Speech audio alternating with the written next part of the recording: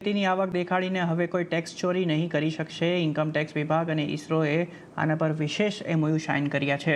અમદાવાદ ઇસરોના director Nilesh દેસાઈએ CNBC બજાર સાથે એક્સક્લુઝિવ વાતચીતમાં આ અંગે વધુ માહિતી આપી હતી. આવો જોઈએ.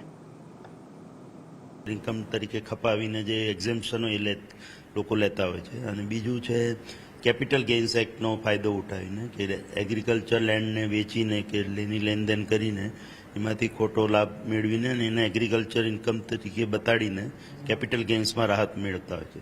તો આ બે પ્રકારના ફ્રોડમાં કેસમાં જે ધાંધલી થતી હોય છે એને રોકવા માટે આ પ્રયાસ છે.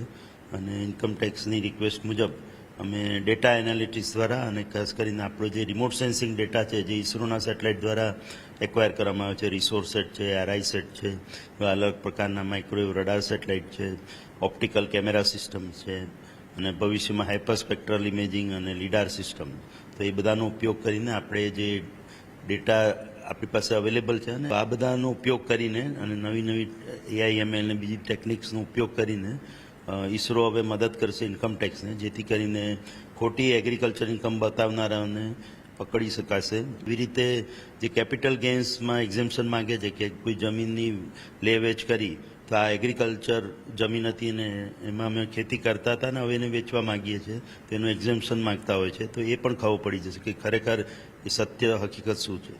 તો અત્યારથી તો 2026થી લઈને તમે એને ડેટા તો પ્રોવાઈડ કરી શકો, પરંતુ જેને 3 વર્ષ પહેલાં 4 વર્ષ પહેલાં ખોટી રીતે ખેતીની ઇન્કમ બચાવીને ટેક્સ ચોરી કરી છે, તો એવા કેસમાં પાસ્ટના ડેટા પણ તમે આપી શકો ખરા ઇન્કમ ટેક્સને? બરોબર, કે કોઈ ડેટા તો બધો આર્કાઇવ થયેલો છે સ્ટોરેજમાં, તો જે બી વર્ષનો એમને ડેટા અંગેની માહિતી જોઈતી હોય કે કોઈ રિટર્ન, ઘણા લોકો પહેલાંના વર્ષોના રિટર્ન બી હમણાં ફાઇલ કરતા હોય છે, તો જ્યારે ઇન્કમ ટેક્સ વિભાગ એનું એનાલિસિસ કરતું હોય છે, સ્ક્રુટિની કરતું હોય છે, ત્યારે એમને જૂની માહિતી પણ જોઈતી હોય છે. તો અમે એ વર્ષનો ડેટા બહાર લાવીને અને એનું એનાલિસિસ કરીને જે યોગ્ય નિદાન કરીને અમારો જે અભિપ્રાય છે એ જણાવીએ છીએ.